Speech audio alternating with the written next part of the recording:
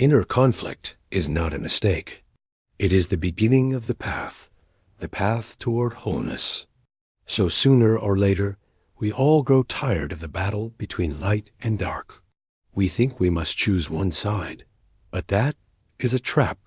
The truth lies in the center, in the point of balance. In ancient symbolism, there is the image of the mandala, two circles overlapping. In that overlap lies healing, meaning, the presence of God. Light does not destroy darkness. Light and dark are meant to merge. True healing doesn't happen when you become better. It happens when you accept everything, the good and the bad. Life is not only day, it is night too. Not only victory, but defeat. Not only words, but silence. And when you realize this, transformation begins. You stop running from your shadow, and you begin to work with it. That is spiritual maturity. Psychologist Carl Jung said, if enough people do the inner work, the world will begin to change. Because anyone who sees their shadow stops projecting it onto others, and then there is less war, less hatred, less fear, more awareness, more humanity, more light. Robert A. Johnson once said, accepting your shadow is a deep spiritual discipline. Wholeness, that's what makes it sacred. It is the most important experience in life. He was an American writer, a Jungian analyst. At the age of 11, he nearly died in a car accident. He had a clinical death. In that state, he saw emptiness, but there was joy inside it. He saw a golden world. When he was brought back, those visions vanished. Living became unbearable. Only later did he understand. To see beauty again, he had to develop human qualities. He chose to live. Robert struggled with the outer world. People called him Parsifal, pure but strange. He often felt the thin line between life and death. His inner world became his salvation. Meeting Jung changed everything. Jung told him, spend more time alone. Create a space for inner work. Don't join any organizations. Jung also said, the unconscious will take care of you. Everything you need will come. Your task is to work on yourself.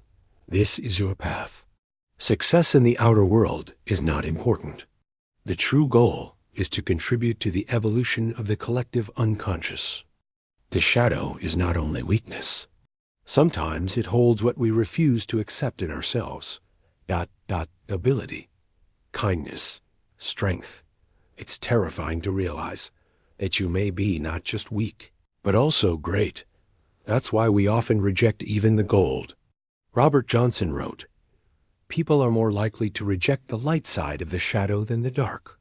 It's easier to accept your darkness than to believe in your own power. He compared the human psyche to a seesaw. One side holds your positive traits, the other, your negative ones. If you want balance, there must be weight on both sides. If you press only on the good side, the shadow grows stronger. Anger appears. Apathy, breakdowns. If the seesaw becomes overloaded, it breaks. That's psychosis, or deep depression. Our bodies know how to stay balanced, and so do our souls. In the Middle Ages, people painted the tree of wisdom.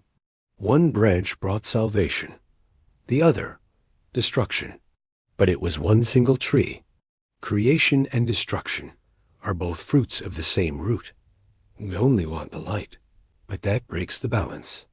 Culture tries to make everyone the same, but that leads to something else. Even the golden parts within us, it pushed into the shadow. And the more we suppress the shadow, the more it spills out onto others. We start projecting onto people, onto entire groups. This is the path to the collective shadow, to war, to destruction, to cruelty. What is the shadow? It is not evil, not the devil, not something foreign. It is a part of you. The shadow is what you don't want to see in yourself, what you reject, what you believe is unacceptable. But it doesn't disappear. It just sinks deeper. into a dark corner of your personality, and there it accumulates, sometimes for years. When the energy becomes too much, it explodes. As anger, as resentment, as pain. Jung said, the shadow is what you don't know about yourself. If you can describe it, it's no longer the shadow. It has already entered your consciousness. Usually, we don't notice the shadow. Other people do, and that is painful. Every person is born whole, but society says, be like everyone else.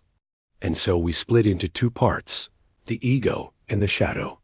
The ego is who we want to be. The shadow is everything else.